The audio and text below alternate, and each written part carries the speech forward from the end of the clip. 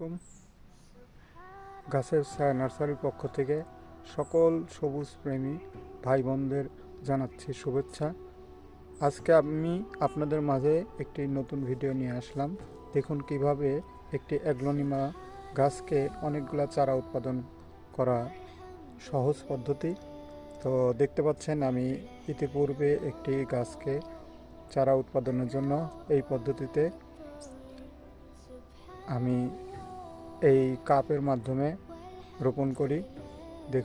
দেখুন কি সুন্দরভাবে একটি গাছে দুইটি চারা এবং আরেকটি গাছে একটি চারা অল্প কয়েকদিনের মধ্যেই এই চারাগুলো বের হয়েছে এবং আমি এখান থেকে আপনার বড় গাছটি সরিয়ে নেব এবং ছোট গাছগুলো রাখবো।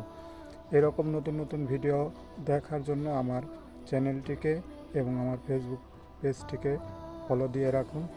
ইনশাল্লাহ দেখা হবে।